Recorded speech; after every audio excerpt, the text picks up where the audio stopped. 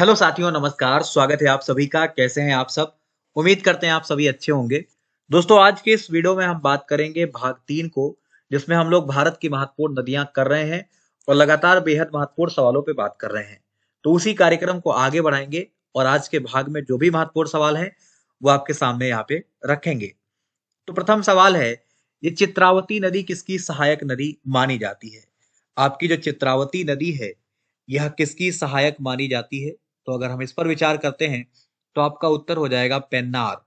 अब इसके बारे में थोड़ी जानकारी हम आपको दे दें, तो चित्रावती नदी भारत के कर्नाटक और आंध्र प्रदेश राज्यों की एक प्रमुख नदी है। यह पेन्नार की एक उपनदी मानी जाती है। ये कर्नाटक में एक स्थान पड़ता है, चिकालबुलपुर, वहीं से संबंधित मानी जाती है। चलिए, रिहंद नदी निम्नलिखित में किसकी सहायक मानी जाती है? तो आपकी जो रिहंद नदी है, वो सोन नदी की एक सहायक नदी मानी जाती है। ये भारत के छत्तीसगढ़ और उत्तर प्रदेश राज्यों से होकर प्रवाहित होती है। रेणु या रेणुका इसका प्राचीन नाम माना जाता है। चलिए, सिंधु नदी समझौते के तहत किन नदियों का नियंत्रण पाकिस्तान को प्राप्त है? बड़ा इंपॉर्टेंट रहेगा। और इस संधि पर कराची में 19 सितंबर 1960 को भारत के प्रधानमंत्री जेएल नेहरू और पाकिस्तान के राष्ट्रपति अयूब खान ने हस्ताक्षर किए थे। इस समझौते के अनुसार 3 पूर्वी नदियों व्यास, रावी और सतलज का नियंत्रण भारत को प्राप्त है, जबकि 3 पश्चिमी नदियों सिंधु, चेनाब और झेलम का नियंत्रण पाकिस्तान को प्राप्त है। तो यहाँ पे जो आपका जवाब होगा, वो उपरोक्त सभी होगा। और जो मैंने आपको पॉइंट बताए हैं, वो आपको जरूर याद करने हैं। निम्नलिखित में किस नदी का उद्गम हिमाचल प्रदेश राज्य में होता है? आपका जवाब यहाँ पे आपके लिए बड़ा इंपॉर्टेंट है। और देखिए, मुझे बताइए, किस नदी का उद्गम हिमाचल प्रदेश राज्य से होता है? सवाल नंबर 4 है, उत्तर आपका बी हो जाएगा, जो कि आपको याद रखना है। उद्गम यहाँ पे पूछा गया था आपसे। तो रावी उत्तर भारत में बहने वाली एक प्रमुख नदी है। इसका जो उद्गम है, वो हिमाचल प्रदेश के कांगड़ा जिले में रोहतांग दर्रे से उत्पन्न होती है। इसका ऋग्वैदिक कालीन नाम परुश्री हुआ करता था। क्लियर? निम्नलिखित में किस नदी का उद्गम क्षेत्र भारत में है? इनमें से कौन सी नदी है जिसका उद्गम क्षेत्र भारत में है? तो ये आपके पास जो धनसिरी लिखा हुआ है, धनसिरी नदी भारत के असम और नागालैंड में बहने वाली प्रमुख नदी है। इसकी टोटल लंबाई लगभग 350 किलोमीटर है। ये असम के गोलाघाट जिले और नागालैंड के दीमापुर जिले की प्रमुख नदी कही जाती है। व्यास नदी का उद्गम क्षेत्र किस राज्य का माना जाता है? तो आपकी जो व्यास नदी है, बड़ी इंपॉर्टेंट है। ये पंजाब और हिमाचल प्रदेश की एक प्रमुख नदी है, परंतु इस नदी का उद्गम मध्य हिमाचल प्रदेश में माना जाता है। तो यहां पर आप इसे नोट कर सकते हैं। इसकी टोटल लंबाई लगभग 470 किलोमीटर है और पंजाब की 5 नदियों में आप इसका भी नाम लेते हैं। निम्नलिखित में से वह नदी कौन सी है जिसका उद्गम क्षेत्र भारत में नहीं है?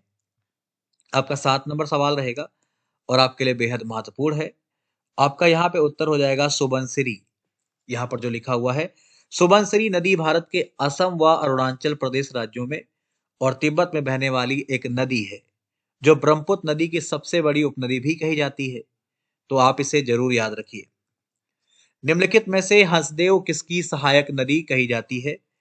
आप विकल्प देख लीजिए। तो हंसदेव नदी भारत के छत्तीसगढ़ राज्य की एक प्रमुख नदी है। ये आपकी महानदी की एक प्रमुख सहायक नदी के रूप में जानी जाती है। ठीक है, चलिए, निम्नलिखित नदियों में से मदुरै किस नदी के तट पर बसा हुआ है? तो बड़ा इंपॉर्टेंट है, उत्तर आपका वैगई हो जाएगा। प्रसिद्ध मंदिरों की नगरी मदुरै जो है, वो आपको वैगई नदी के तट पर स्थित दिखाई पड़ता है। वैगई नदी भारत के तमिलनाडु राज्य में बहने वाली एक प्रमुख नदी है और ये आपको याद रखना है। चलिए, निम्नलिखित में से कौन सी नदी कृष्णा नदी की एक सहायक नदी नहीं है? इनमें से कौन सी है जो कृष्णा की सहायक नहीं है? सवाल अच्छा है। और उत्तर की बात करेंगे, यहाँ पे आपका प्राणहिता हो जाएगा। प्राणहिता नदी गोदावरी नदी की सबसे बड़ी सहायक नदी है, जो अपने जल निकासी बेसिन के लगभग 34% हिस्से को कवर करती है। इसका उद्गम महाराष्ट्र में वर्धा और पैनगंगा नदी के संगम से होता है।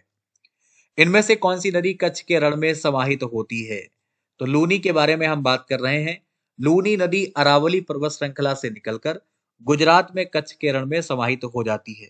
तो ये आपको याद रखना है। नर्मदा नदी का अधिकांश भाग भारत के किस राज्य में आपको देखने को मिलता है? तो नर्मदा नदी का अधिकांश भाग आप मध्य प्रदेश में देखते हैं। मध्य प्रदेश में इसकी लंबाई 1077 किलोमीटर मानी जाती है। मध्य प्रदेश के अलावा ये गुजरात और महाराष्ट्र में भी बहती है। भारत में डेल्टा बनाने वाली नदियां कौन सी हैं? तो बड़ा इंपॉर्टेंट है। और अगर हम बात करेंगे तो कावेरी, गंगा और महानदी, यानी कि सी विकल्प जो यहाँ पे दिया गया है वो बिल्कुल सही है, जो कि आपको अच्छे से याद भी रखना है, भूलना बिल्कुल नहीं है। ठीक है। ये नदियां अपना डेल्टा बंगाल की खाड़ी में बनाती हैं। निम्नलिखित में किस स्थान पर अलकनंदा और मंदाकिनी का संगम होता है? तो बड़ा इंपॉर्टेंट सवाल ये भी रहेगा 40 नंबर। और जवाब की बात करेंगे, आपका सी यानी कि रुद्रप्रयाग करेक्ट है, जो कि आपको ठीक से याद रखना है, भूलना नहीं है। ठीक है। भगवान शिव के नाम पर रुद्रप्रयाग का नाम रखा गया है। रुद्रप्रयाग अलकनंदा और मंदाकिनी के संगम पर स्थित है। ठीक है भाई। चलिए, सुंदरवन डेल्टे का निर्माण कौन करता है? सुंदरवन डेल्टे का जो निर्माण है, इसके विषय में अगर हम बात करेंगे तो ये गंगा और ब्रह्मपुत्र, ये आप देख पा रहे होंगे, इनके द्वारा होता है और बहुत जरूरी है, आप इसे याद रखेंगे। चलिए, ये साबरमती नदी का उद्गम स्थल बताइए आप लोग। साबरमती नदी का उद्गम स्थल बताना है, तो ध्यान से बताइए क्या उत्तर देंगे आप। बहुत बढ़िया सवाल रहेगा। 16 नंबर है। जवाब की बात करेंगे, साबरमती नदी भारत की एक प्रमुख नदी कही जाती है और ये नदी राजस्थान के उदयपुर जिले में अरावली पर्वतमाला से निकलती है। तो यहाँ पे हम राजस्थान कर सकते हैं, इसका जवाब है ना भाई। चलिए आगे बढ़ते हैं, अगला सवाल जो रहेगा, गोदावरी नदी कहाँ कहाँ होकर बहती है? आपकी जो गोदावरी है वो महाराष्ट्र, तेलंगाना व आंध्र प्रदेश की प्रमुख नदी मानी जाती है या इस रूप में जानी जाती है। निम्नलिखित में से कौन सी नदी प्रायद्वीपीय पठार उपांत से नहीं निकलती? सवाल नंबर 18 रहेगा। उत्तर की बात करेंगे, आपका जवाब अलकनंदा हो जाएगा, जो कि आपको ठीक से याद रखना है। ठीक है भाई।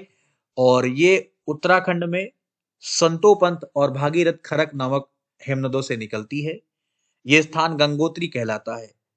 अलकनंदा नदी घाटी में लगभग 195 किलोमीटर तक बहती है। चलिए आगे बढ़ते हैं, अगला सवाल, इन पश्चिम वाहिनी नदियों में कौन दो पर्वतों के बीच से बहने का काम करती है? बहुत इंपॉर्टेंट है, नर्मदा के बारे में हम बात कर रहे हैं।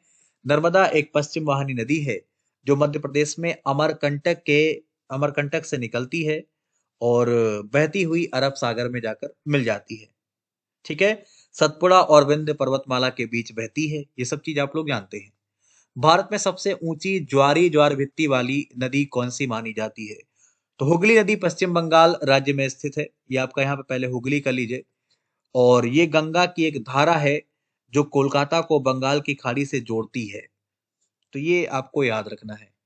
गिरी नदी मिलती है, आपको बताना है गिरी नदी किस में मिलती है।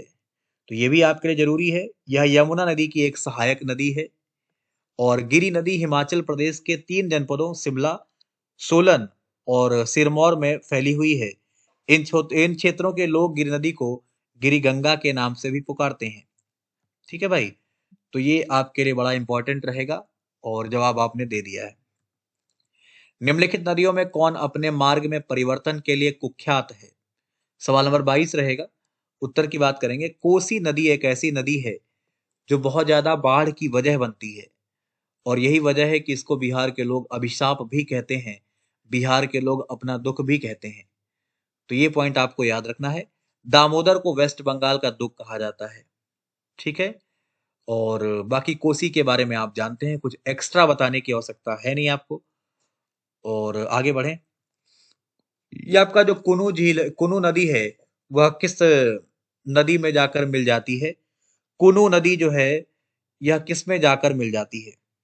तो यह नदी गुना जिले के पटई गांव से निकलती है। इसकी लंबाई लगभग 180 किलोमीटर है। यह नदी सकरी घाटी में प्रवाहित होती है और आखिर में यह नदी मुरैना के पठार को पार करके चंबल में मिल जाती है। ठीक है। तो चंबल आपको यहाँ पे याद रखना है। भारत में सबसे बड़ा ज्वारनद मुख किस नदी के मुहाने पर है? अच्छा सवाल है ये भी। और इसके जवाब की बात करेंगे, ये हुगली आपका यहाँ पे करेक्ट उत्तर हो जाएगा, जो कि आपको आना चाहिए। ठीक है भाई। और इसके बारे में आपको हम पहले ही बता चुके हैं।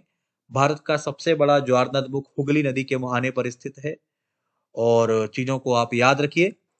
पंजाब के निर्माण में महत्वपूर्ण नदी कौन सी मानी जाती है? देखिए, संपूर्ण पंजाब की अगर हम बात करेंगे तो सिंधु नदी पंजाब के, संपूर्ण पंजाब की यानी पूरा पंजाब है, उसमें सिंधु का योगदान ज्यादा है। ठीक है भाई, आप इसे याद रखेंगे। और चलिए, फिलहाल के लिए हम भाग 3 में इतने ही सवाल रखते हैं। भाग 4 में हम जल्द मुलाकात करेंगे आपके साथ में कुछ अच्छे अच्छे सवालों को लेकर। और अगर आपने अभी तक अनअकैडमी ज्वाइन नहीं किया है तो वहां पर आप ज्वाइन कर सकते हैं। नीचे वीडियो के डिस्क्रिप्शन में लिंक है जहां से आप मुझे ज्वाइन कर सकते हैं। वहां पर आप मेरी फ्री क्लास भी कर सकते हैं और मेरी पेड क्लास भी कर सकते हैं अगर आप चाहें तो। और बहुत सारी चीज़ों का लाभ उठा सकते हैं। बहुत हर एक चीज़ अगर आप वहाँ पे पेड क्लास लेते हैं तो चीज़ों को डिटेल में पढ़ सकते हैं। तो आपको कोड यूज़ करना है दीपक सिंह YT10 और जुड़ जाना है प्लस पे, जिसका लाभ आपको मिलेगा। तो ये आज के सवाल थे। हम जल्द मुलाकात करेंगे कुछ नए सवालों को लेकर। फिलहाल के लिए इतना ही। धन्यवाद, नमस्कार, बाय बाय।